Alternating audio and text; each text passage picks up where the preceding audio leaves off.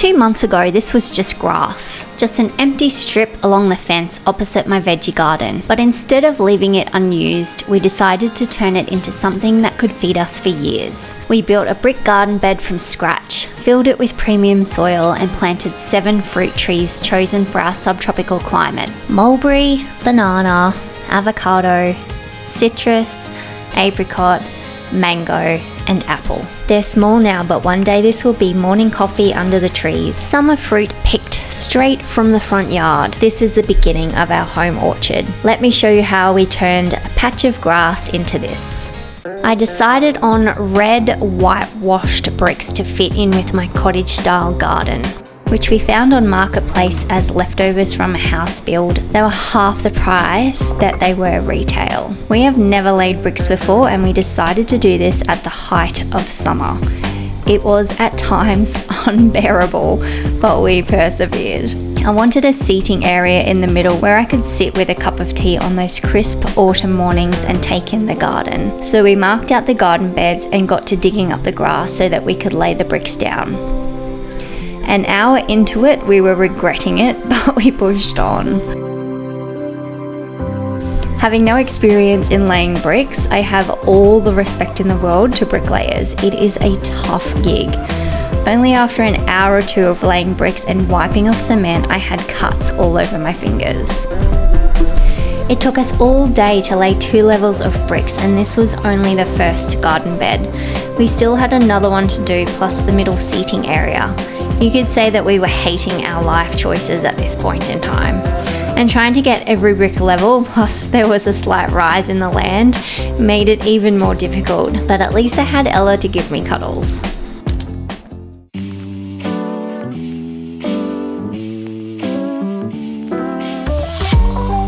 Day 2 was just a wash, rinse and repeat of day 1, laying the 3rd level of bricks on the first garden bed, mixing concrete in the wheelbarrow.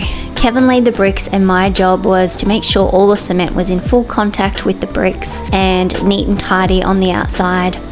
I put band-aids on all of my fingers today so that I didn't cut any new ones. I was also wiping down the bricks with a damp sponge to get any cement off them. We continued with this rhythm until that garden bed was finished. This garden bed was 80 centimeters off the fence and 4.8 meters long.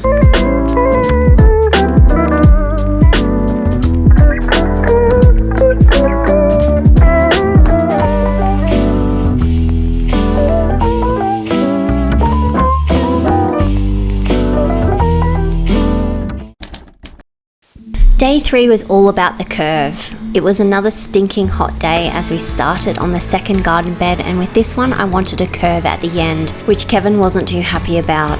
It was quite difficult to do and took us a long time to figure out how to do it. We had to cut a lot of bricks and fit them together so that it looked neat and pleasing to the eye. The bottom row was pretty easy once we laid them all out, but the second row had to be off center to the bottom row, and that was difficult. Lots of cut bricks and little pieces to get it looking perfect, but we got there in the end. The reason I wanted a curve at the end was just to soften this area, as that's where the gate was out to the street, and I felt like a curved line would look a lot softer than a square edge. Day 4 was a bit cooler with some cloud cover, thankfully, as it was a big day building 2 rows of bricks with the curve. We just kept going until we smashed it out.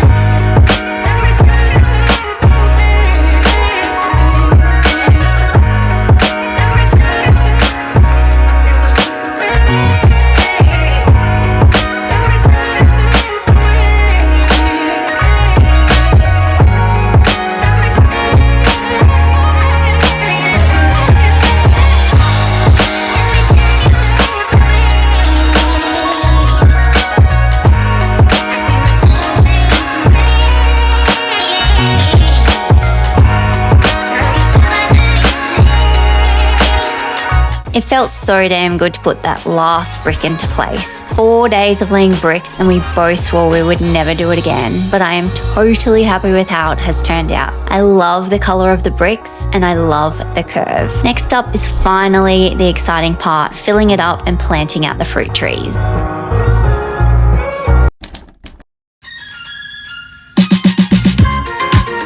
Day 5 and it was time to fill the beds, and my brother came to help us. We got 2 trailer loads of premium garden soil from the bulk landscaping yard. It was a mix of sand, compost and manure and was a loose, loamy soil, perfect for fruit trees.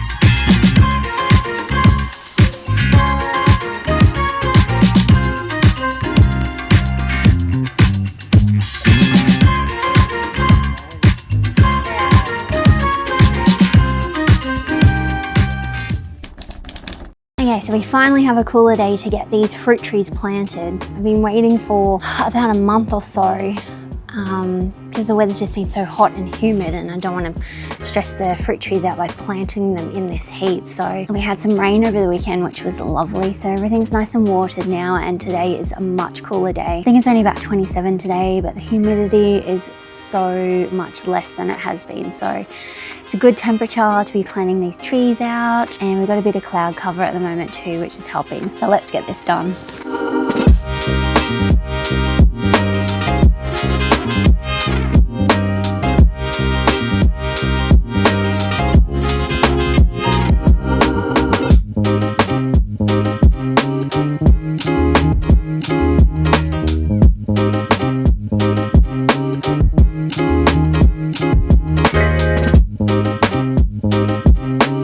Alright, so this is the order I've decided to plant. So we've got a dwarf black mulberry tree here, which was a cutting from my old place that I brought with me, and it's been in this pot for about a year.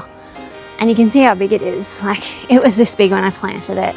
So that needs to go in the ground. I don't think it's a dwarf anymore because I took a cutting from the dwarf tree, but I'm just gonna keep it small. I don't want any of these plants to really get much higher than this fence. So that's gonna go in there. That will lose its leaves in winter. So that's why I've planted it down this end, so that when you're looking this way and when I'm sitting there, you're not gonna notice it, because the ones I've planting here are evergreen, so they won't lose their leaves. So this is a dwarf Cavendish banana. It's not a super dwarf, it's just a dwarf. So it will grow a little bit higher than this fence, which is fine because I want a bit of greenery to block the neighbours across the road there. Although once it gets tall, that's not really going to happen. But I love bananas, and this was another one that I brought with me from our old garden, and it's been in this pot and it needs to get out of this pot desperately. It's already got a pup growing there. There's enough room for pups to grow here. And this is a dwarf Hass avocado, so that's not going to get too big either. I think it only gets to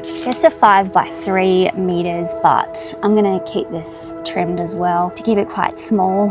Avocados are notoriously hard to grow in this climate. They get some kind of disease, so I'm just crossing my fingers that this doesn't happen to this tree, but we'll see how it goes. They start off growing well and you think they're doing well, and then all of a sudden they die. But hopefully we don't have that issue with this one. All right, so over this side, I have got a Washington Navel dwarf grafted orange tree. This is a dwarf variety, so it's only gonna get to about 1.5 meters by 1 meter wide. So that's perfect for this size garden. And it's grafted, so it's probably gonna fruit within the next year or two, which is perfect for me. Love that. And we have a Glengarry apricot. This one grows to 3 by 3 meters, but I'll keep it pruned, as I've said before. And this one will lose its leaves in winter as well, but I've planted evergreen trees on either side so that you won't notice it that much. And then here we've got a King Thai dwarf mango. I always said I would never have any other mango but Kensington Pride or Bowen, but I just saw this one at the nursery and it's a dwarf, and I love mangoes. I have not tried this type of mango, so if anyone else has tried it, let me know what it tastes like and if I'm wasting my time. But apparently they get quite big, the fruit, and they're very sweet. And it's a dwarf and it's grafted, so it should fruit fairly quickly. And it only gets to 3 by 2 meters, so I'll keep it trimmed as well. And then lastly on the end, we have the Tropic Sweet Apple, which is a dwarf, and that one gets to 3 by 2 meters. I just wanted to get another apple tree. I have an Anna apple tree there. So I'm planting this one here so that they can cross-pollinate to produce lots more fruit. That one is self-pollinating, and I have gotten apples off that this spring, which was amazing, and I loved the taste. But yeah, I just saw this one at the nursery, and because I'm addicted to buying fruit trees, I bought it. So, and you may notice I still have some more fruit trees over there. This is an imperial mandarin, a dwarf, which I dug up from the old place and brought with me and put in a pot. I think I'm gonna keep this in a pot. I'm gonna buy a much bigger pot for it and just keep that in a pot. I'll just pop it in the garden over here somewhere during winter, and then over the other side of the house in summer, because that gets full sun in summer, and I'm gonna have a container garden over that side of the house. And I also bought a sun snow nectarine, which grows to 4 by 4 meters, but again, I'll keep it small. I got not conned into, but I saw an ad on Marketplace for this lychee, which is apparently a giant lychee fruit, and I couldn't help but buy it. This one can be grown in a pot, it's self-pollinating, and apparently the lychees are massive, so I couldn't resist. So yeah, I'm gonna keep this one in a pot as well. And I also bought another cherry tree because I love cherries, and this one is the Royal Crimson. I have the Royal Lee over there, and they're both mini cherry trees, so they don't get big. They're only 1 meter by 5 by 1 meter by 5, and I actually got a cherry off that one last year, even though it was only just planted. I'm gonna plant this over near the other cherry trees so they can cross-pollinate, even though they're both self-pollinating, but it's just gonna help get a bigger yield and double the yield having 2 plants, because I love cherries. So that's where all of those are gonna go. So let's get these plants. I also forgot to mention before that I'm spacing these 1.2 meters apart. This bed's 3.6 and that one is 5.2, I think. So they'll be evenly 1.2 meters apart to give them enough room to grow. And because I'm doing backyard orchard culture, I think it's called.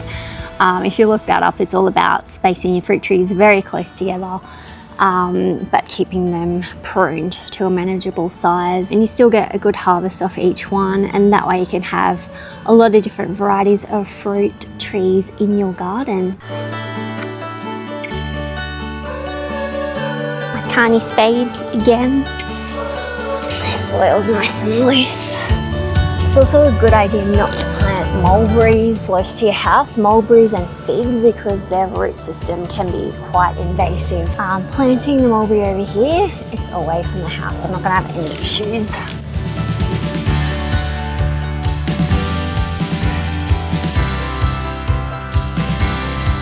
Bananas are like really heavy feeders, and all these leaves are food for bananas. So I think it's going to be happy in its new home. I'm going to pop all this around the base of the banana to feed it, and then we'll cover it up with mulch once everything's planted.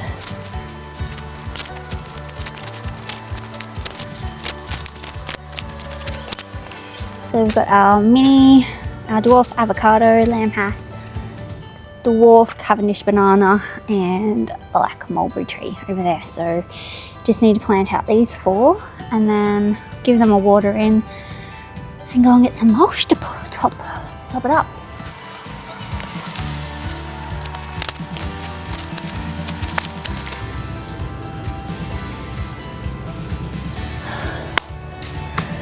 Okay, they are all done.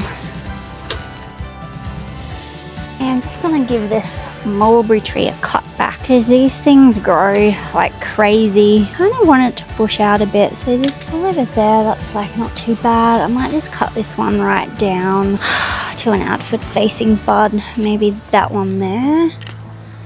So I'm just gonna take all that off there. And I'm probably gonna start this one, put some of these, maybe chop this in 2 or 3 and put it in dirt and start some new plants. Just to give to family and friends, because they're so easy to grow. But yeah, that'll just take off again. It's gonna lose all its leaves in winter anyway. It's starting to turn a bit yellow, and that one's fine until spring. Okay, so it's been a few days since I pruned the mulberry tree, and I wasn't gonna prune these three along here because I wanted them to get some growth before winter comes, but I have now decided that I am going to trim them because I want the growth to start down here. I want these to become really bushy, quite small, and if I don't trim these now, then they're gonna just keep getting taller without getting bushy. So this is the Glenberry apricot. I've got my pruners here with some alcohol, and I'm just gonna spray them down so that they're nice and disinfected before we cut this tree. So it looks like the graft point is just here. I'm actually going to cut it. We've got a branch coming out here and a little one there, so I actually might cut it just above this branch on this side, I think. So there's an outward facing bud there, and I'm just going to snip it on an angle and cut these off, and we'll pop the tag back on the bottom of this tree so that we know what it is and how to care for it.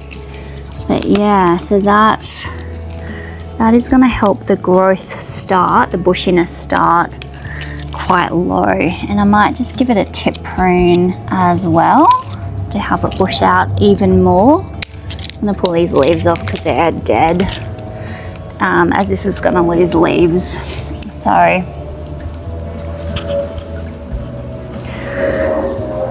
yeah, hopefully that'll start bushing out just here. This is grafted, and the graft point is here. I can only just see it there. It's like it's been cut there and there, and it looks like these might turn into branches. So I think I'm just gonna cut this one about there. So we're taking a lot of growth off there, but yeah, we want this to bush out there rather than just keep growing straight up and be tall and straggly. Okay, and then lastly, we've got the tropic sweet apple tree. It's gonna untie the ribbon holding it up. This is grafted also, I think. So I think the graft point is down here. I might chop this quite low because I want this one to bush out quite small. I might chop it there, just after that leaf. So there's quite a bit of growth there we're taking off, but hopefully that will help it to bush out that way.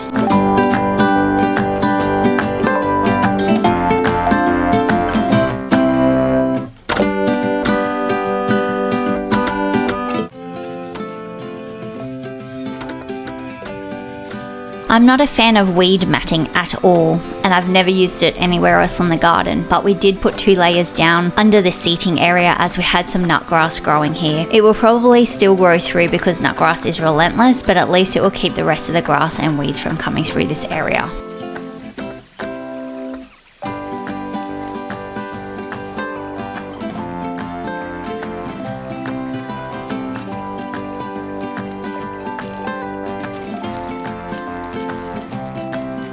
Now I just need to find a cottage style bench seat off Marketplace that I can restore to place on the seating area, and this whole area will be done. 2 months ago this was just grass, and now it's the beginning of something that'll grow with us. These trees are small, they'll need time, care and patience, but that's the beautiful part. One day this space will be full of shade, of fruit, of mornings spent sitting right here in the middle of it. And I think that's what I love most about planting trees. You're not just growing food, you're planting into the future. This is only the beginning of our home orchard. If you're creating something in your own garden, even if it's small, I'd love to hear what you're planting this season. That's my favourite part about this community, watching all our gardens grow together.